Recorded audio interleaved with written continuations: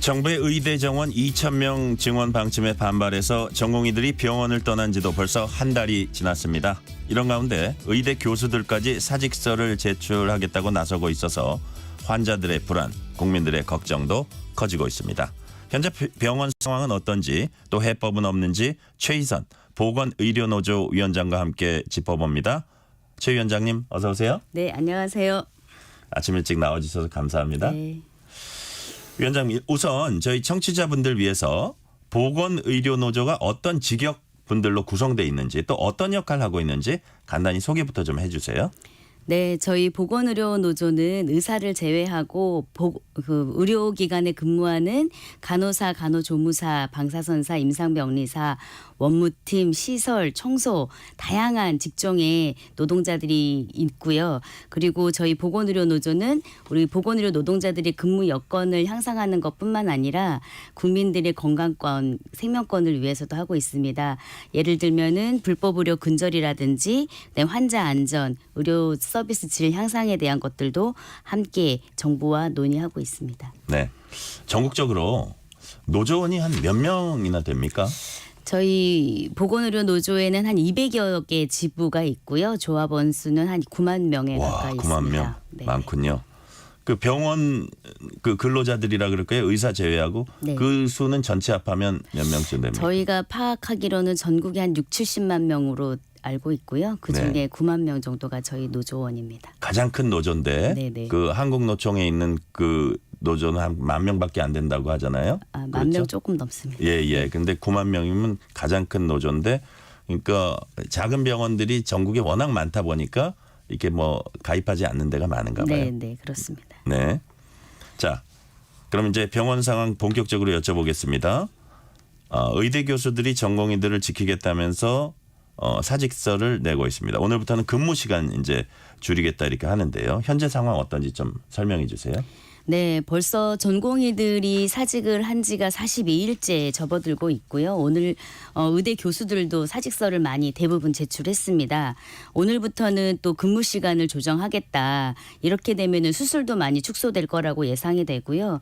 그래서 현장에서는 오히려 더 많은 진료 파행이 예상되고 있습니다. 환자들은 더 많이 불안해할 거라고 생각하고 있습니다. 네, 방금 말씀하신 대로 특히 이제 병원 진료 차질 있을 거라고 말씀하셨는데 응급실이나 수술실 여기가 더 어려운 상황일 것 같아요. 네, 맞습니다. 대부분 수술 건수는 지금 40%에서 50% 정도밖에 안 되고 있고요. 네. 더군다나 응급실에도 전공의가 없기 때문에 응급 구조사들이 그 일을 대신하고 있는데 이것도 솔직히 불법 의료라고 볼 수밖에 없습니다. 그래서 응급실이 제 기능을 하지 못하니까 응급실을 찾던 환자들이 돌아갈 수밖에 없고, 그래서 또 치료 시기를 놓치는 경우도 굉장히 많이 있고요. 또 얼마 전에도 그런 안타까운 어린이 사망 사건이 생겼는데요. 더군다나 입원 환자 비율도 50% 미만으로 줄어들면서 지금 중증, 외상, 응급 환자들이 가장 피해를 보고 있다고 볼 수 있습니다. 네. 이게 갈등이 계속되니까 국민들, 특히 환자들, 또 환자 가족 이게 걱정이 크거든요. 현장 다니면서 여러 환자분 그리고 그 이제 옆에서 지키고 있는 가족들 많이 만나셨을 겁니다. 네. 어떤 말씀들을 하세요? 환자분들은 지금 굉장히 많이 불안해하고 힘들어하고 계십니다. 언제 끝날지 모르는 것 때문에 더 불안한데요. 우리더러 어떻게 하라는 거냐, 아니면 정부와 의사들이 왜 우리 죄 없는 환자들을 이용하는 거냐, 아픈 게 죄냐, 이런 이야기들을 정말 많이 하고 있는데 같은 보건의료 노동자들로서 굉장히 좀 부끄럽고 죄송한 마음이 있습니다. 환자들 입장에서는 이번 사태가 하루빨리 해결되기를 정말 바라고 있는데요.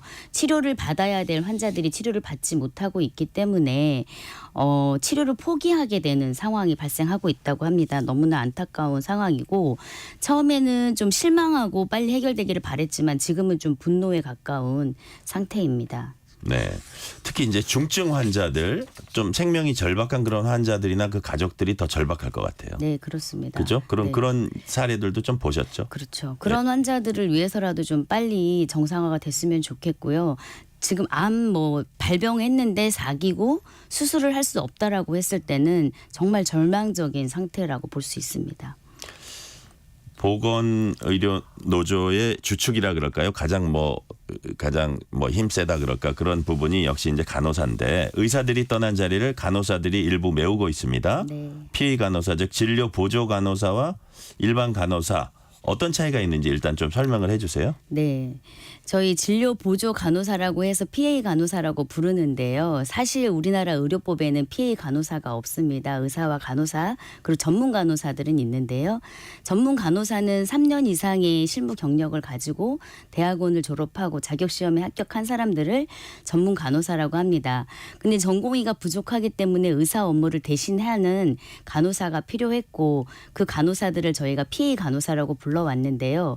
이것은 자격증이 있거나 그 교육 과정이 있었던 게 아니기 때문에 저희가 불법적인 의료 행위라고 얘기해 왔습니다. 네. 근데 이번에 전공의가 그 자리를 비우니까 이 PA 간호사를 활용하고 있는데요. 저희는 일단은 네. 간호협회도 이제 이거를 양성화해야 그러니까 된다라고 수용한 거죠. 일단 이 상황이 뭐 급하니까 얘기를 하고 있는데 현재 PA 간호사가 전국적으로 17,000여 명에 이른다고 하고 있습니다. 네. 그만큼 의사 업무를 대신하는 간호사가 많다는 얘기라서 이것을 줄일 수는 없다라고 저희는 판단을 하고 있는데요. PA 간호사는 이제 그렇고 그다음에 일반 간호사는 일단 간호사의 업무를 하는 사람들을 일반 간호사라고 얘기합니다. 네, 네. 자, 그럼 이게 정부가 필요에 의해서 이제 그 간호사 측에다가 요구를 해가지고 또 이제 요번에 이렇게 하게 됐는데 일을 좀 그 긴급하게 업무를 하게 됐는데 그렇게 피해 간호사 업무 영역 확대해주고 그렇다 보면 어떤 그 법적인 보호 장치도 이제 마련해 줄 필요가 있는데 정부가 그렇게 하겠다고 했거든요. 네. 실제로 이제 효과가 있을까요? 정부가 이번에 이제 보건의료 단계를 심각으로 옮기면서 PA 간호사를 이제 시범 사업이라는 이름으로 하고 법적으로 보호해주겠다 이러고 있는데요. 그 업무 범위를 의료기관장과 간호부장 업무조정위원회에서 결정하고 네. 그 범위 안에서 하는 것은 법적으로 보호해주겠다고 하는데 그 법적 책임을 의료기관장이 지게 되어 있습니다. 네네. 근데 이런 업무를 시키는 정부는 정부는 그 책임을 면하고 네. 의료기관장한테 책임을 전가하는 것이고요. 더군다나 의료 사고가 발생했을 때는 그 행위를 한 사람에게 민형사상의 소송을 걸 수가 있는데요. 그럼 간호사들이 그렇죠. 저 책임을 받을 수 있다 그런 네네. 뜻이세요? 네네. 그런 약간 그 뭐라 그럴까 좀 그 보완해야 될 점이 있다 그런 말씀이시죠? 네. 지금 어쩔 수 없이 하고 있지만 불안한 상태에는 맞습니다. 네. 정부가 진료 차질 최소화하기 위해서 군의관, 공중보건이 일부 활용하겠다고 했습니다. 실제로 병원 현장에 투입된 것으로 알고 있는데 의료 인력 부족 메꿔주는 효과가 좀 있습니까? 아무래도 의사 업무를 대신해주고 있기는 하는데요. 예. 군의관이 군의관이나 공중보건의가 투입된다 하더라도 병원 업무가 병원마다 다 시스템이 다르고 그리고 특히 수술 같은 경우에는 팀워크로 이루어지는 경우가 많은데요. 갑자기 팀워크가 이루어지기도 어렵습니다. 그래서 현실적으로 지금 많이 도움이 되고 있지는 않다라고 생각을 하고 있습니다. 그렇군요. 또 아울러서 이 같은 대책이 취약한 지역 의료 체계 더 악화시킨다. 이런 지적도 있어요. 이 부분은 어떻습니까? 실제로 지역에 있는 공공병원은 평소에도 의사가 부족하기 때문에 공보위가 그 의료진을 대신해 왔는데 지금 상급 종합병원으로 수도권으로 공보위가 빠져나가고 있기 때문에 거기에도 의료 공백이 생기고 있고 군의관도 마찬가지입니다. 그렇군요. 자, 의대 정원 2,000명 증원으로 인한 대치가 계속되고 있습니다. 그러니까 국민의힘 여당인 국민의힘에서도 증원 규모에 대해서 좀 더 유연하게 대응해야 한다 이런 목소리가 나오고 있어요. 반면 정부는 의료개혁 문제를 흥정하듯 뒤집는 일은 없을 것이다. 지금까지 이제 이런 입장 고수하고 있습니다. 앞으로 어떻게 펼쳐질지는 봐야겠지만요. 자, 지금 이런 상황 어떻게 보세요? 기본적으로 의대 증원은 대폭 늘려야 하는 게 맞고요. 그리고 의료 현장에 아까 PA 간호사가 17,000명이라고 하는 것은 그만큼 의사가 부족한 것이 현실입니다. 그래서 2,000명이 좀 더 유연하게 해야 하느냐 증원 규모를 놓고 강대강 대치를 계속 할 것이 아니라 언제 의대 증원 규모를 몇 명으로 할 건지 언제부터 언제까지 몇 명으로 증원할 것인지에 대해서는 충분히 논의가 좀 필요할 부분이라고 생각합니다. 최근에 이제 의협 회장으로 새로 선출된 이면택 당선자는 의대 정원 증원이 아니라 감축해야 한다 이렇게 주장하고 있고요. 어떻게 보면 정부와 의료계가 핵심 쟁점 놓고 정반대 방향으로 이제 가는 게 아니냐 싶은데 과연 대화가 제대로 될 수 있을까요? 그래서 참 걱정인데요. 국민의 대다수는 의사가 부족하다고 생각하고 있는데 의협 회장으로 당선되신 분은 500명에서 1000명을 더 감축해야 된다 이러고 있어서 굉장히 이제 더 걱정입니다. 더군다나 임 당선인은 지금 전공의들이 피해를 보면은 총파업을 하겠다 이러고 네. 있는데요. 대화가 필요한 시점이라고 생각합니다. 네. 근데 보건의료노조가 임 당선인에 대해서 날선 비판을 했습니다. 네. 노조에서 이렇게 비판한 이유 뭔가요? 방금 말씀드렸지만 대화를 하고 문제를 그 해결해야 부분이군요. 되는데 지금 이 중요한 시기에 당선된 의협 회장은 오히려 의사 수가 부족하다라고 하고 우리 전공의들의 뭐 손 하나 다치면 총파업을 하겠다고 하고 있는데요. 이건 바람직한 자세가 아니라고 생각합니다. 대화가 절실하다 그런 말씀이시죠? 네. 그래야 서로 이제 또 양보도 해야 되고. 자, 의대 정원 문제 놓고 양측 대화가 이제 한 발짝도 아직은 못 나가고 있는 사이에 윤 대통령이 의료계 향해서 예산 함께 논의하자 이제 제안을 했고 그다음에 오늘 의료개혁 관련 대국민 담화를 한다고 하네요. 네. 그래서 뭐 약간 주목되는 부분이 있고 어저께 더 낮은 자세로 국민들 경청하겠다 이렇게 또 얘기도 하더라고요. 그 부활절 연합 예배기는 했지만 네. 자리가 그래서 이제 그 앞으로 어떻게 될까 좀 어떻게 기대를 좀 하고 계세요? 저는 좀 사태 해결을 위해서 좀 방안이 나왔으면 싶은데요. 네. 의사 정원 2,000명에 대한 부분이 나오지 않는다고 하면 의사들은 또 뭐 대화를 하지 않을 거라고 해서 좀 정부의 입장을 설명하는 그런 자리가 되지 않을까 이렇게 생각하고 있습니다. 그래요. 예.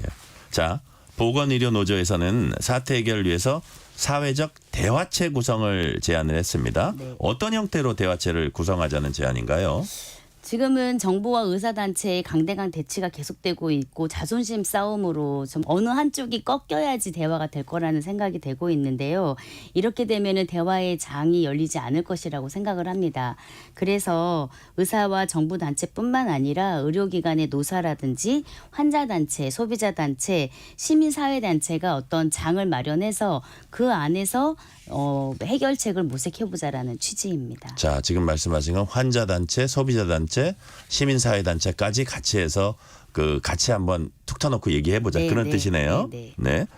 자, 정부가 의대 정원 늘리려고 하는 게 이제 가장 큰 명분이 필수 의료 분야 그리고 네. 지역 의료 체제 의사 부족으로 위태롭다 이런 명분이거든요. 네. 그러면 그 의대 정원 늘리면 필수 의료, 지역 의료에 실제로 도움이 될까요? 당연히 될 거라고 생각하고요. 지금은 이제 필수 의료, 지역 의료에 지원하는 의사들이 없기 때문에 발생하고 있는데요. 의사들은 그런 의대 정원을 늘리지 않고 배치의 문제라고 얘기를 하고 있습니다. 그렇다면 의대의 정원을 늘리지 않은 상태에서 필수 의료, 지역 의료에 어떻게 배치하자는 것인지 저는 의사들이 설명을 해야 될 거라고 생각하고요. 비필수 인기 진료과 개원의들을 종합병원에 어떻게 남길 것인지 이런 것들도 설명을 해야 될 거라고 생각합니다. 네. 아울러 이제 보건의료노조는 해법으로 네. 지역 의사제와 개원 쿼터제 도입 그리고 공공의대 설립 등을 제시한 것으로 제가 들었습니다. 구체적으로 어떤 내용인가요? 지역 의사제는 지역 의료에 복무할 의사를 양성해서 10년 이상 지역에서 근무할 수 있도록 하는 지원을 마련하자는 것이고요. 개원 쿼터제는 종합병원 필수 의료에 근무하는 의사들이 비필수 인기 진료과로 빠져나가지 않도록 하기 위해서 지역별, 진료과별 개원 할당제를 도입해서 무분별한 개원을 통제하자는 것이고요. 그리고 공공의대 설립은 공공병원에 복무할 의사들을 아예 정부가 네. 국비로 양성해서 10년 이상 안정적으로 근무하도록 하자는 것입니다. 네. 그 세 가지를 골자로 해서 지금 제시를 하고 계시군요. 자, 정부에서는 단순히 의대 정원만 늘리는 게 아니라 필수 의료 패키지 정책 등으로 필수 의료 분야에 활력을 불어넣겠다고 이제 밝히고 있습니다. 그런데 의사단체는 필수 의료 패키지 폐기하라고 반대하고 있습니다. 그 이제 객관적으로 이렇게 보실 테니까 필수 의료 패키지 효과가 있을까요? 필수 의료 패키지는 효과가 있을 거라고 보여지는데요. 지역으로 필수 의료를 하기 위해서는 다만 정부가 발표하고 있는 필수 의료 패키지에는 너무나 구체적이지 않고 그냥 지역 의료를 강화한다 이렇게 선언적인 내용만 들어 있습니다. 네. 그래서 그 내용을 조금 더 논의를 하는 것은 반드시 필요할 것이라고 생각하고요. 그리고 그때 같이 의대 정원 2,000명 증원이 나왔기 때문에 반대하는 것이 아닐까라고 생각하고 있습니다. 아, 그렇군요. 네네. 그렇게 이제 저 추측을 하고 계신 거고요. 자, 우리 의료 체계가 민간 대형 병원 중심으로 짜여져 있는 것이 문제다 이런 지적도 나옵니다. 네. 국립의료원, 시립병원 같은 공공병원, 공공의료를 강화하자 이런 취지의 그 얘기일 텐데 현재 공공병원은 어떤 상황입니까? 공공병원은 이제 국립대병원, 지방의료원, 적십자병원 같은 곳을 말하는데요. 지금 공공병원이 굉장히 취약합니다. 우리나라는 10%도 안 됩니다. 공공병원이. 네. 90% 이상이 민간병원에 의존하고 있는데 저희가 코로나 시기에 공공병원이 그 코로나 환자들을 다 전담병원으로 했거든요. 많은 역할을 했죠. 네네. 그러면서 환자들도 떠나고 의료진도 떠나면서 공공병원이 많이 무너졌고 지금 코로나가 지난 다음에도 공공병원을 찾는 환자들이 별로 없습니다. 그래서 이거는 단시간적으로 공공병원을 확대하고 강화할 것이 아니라 중장기적인 측면에서 공공병원도 더 늘리고 공공병원이 제 역할을 할 수 있도록 지원하는 것이 필요하다고 생각합니다. 근데 실제로 이제 일반 환자 입장에서 보면 민간 병원, 특히 민간 대형 병원 이런데 서비스가 더 좋다고 일반적으로 느끼고 있어요. 그러니까 환자 입장에서는 자연스럽게 그쪽에 가는 것 같아요. 네, 그래서 공공병원에 더 훌륭한 의료진도 가고 시설과 장비도 더 충원해야 되는 것이 필요합니다. 네. 자, 보건의료노조에서 현재 의료체계 비대칭 해소하기 위해서는 비급여, 실손보험을 통제해야 한다 이렇게 말씀하신 것으로 제가 이제 언론을 통해 봤습니다. 비급여, 실손보험 문제가 필수 의료를 실제로 약화시키고 있다고 보세요. 네, 그렇습니다. 피한성이라고 들어보셨나요? 피부과, 안과, 성형외과 같은 비필수 인구 진료과에 비급여와 실손보험이 굉장히 많이 이용되면서 그쪽이 돈을 많이 벌게 됩니다. 네. 그렇다 보니까는 필수 의료를 해야 될 의사들이 피한성으로 많이 빠져나가고 비필수 인기 진료과로 빠져나가게 되는데요.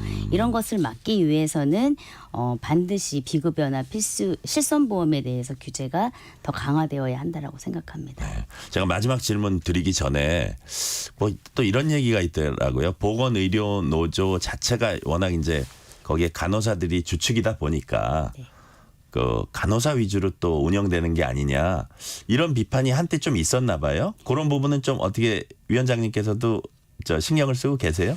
간호사 위주의 정책만 하고 있는 건 아니고요. 저희는 그 병원 안에는 60여 개의 직종이 있습니다. 그중에서 가장 많은 인원수를 차지하는 것이 간호사이기 때문에 네네. 그렇게 보이는 것이고요. 전체 직종에 대해서 그리고 환자의 안전권을 위해서 하고 있습니다. 자, 지금 우리 최희선 위원장님 입은 재킷에 가슴 위에는 뭐라고 써 있냐면 전국 보건의료산업노동조합 돈보다 생명을 이 구호가 써 있네요. 돈보다 생명을 아주 제가 눈에 띄어서 몇 번 그 질문을 하면서 봤습니다. 자, 돈보다 생명을 말씀하셨는데 앞서 잠시 언급했습니다만 지금 마지막 질문입니다. 지금의 사태를 풀려면 어떻게 해야 할지 생각하고 계신 해법 다시 한번 좀 짚어주면서 정리해 주세요. 우선 가장 시급한 것은 먼저 진료 정상화를 먼저 해야 된다라고 생각하고요. 정부는 대화하자고 하면서 2,000명을 고수하고 의사는 2,000명이 고수되면은 대화를 하지 않겠다고 하고 있습니다. 가장 우선적인 것은 환자를 생각해서라도 진료를 정상화하고 그리고 대화의 장을 열어야 한다고 생각하는데요. 두 강대강 대치가 대화의 장을 열지 못하기 때문에 사회적 대화를 통해서라도 반드시 이 문제가 빨리 해결되었으면 하는 바람입니다. 오늘 잘 들었습니다. 오늘은 여기까지 듣겠습니다. 최희선 전국보건의료산업노동조합 위원장이었습니다. 감사합니다. 감사합니다.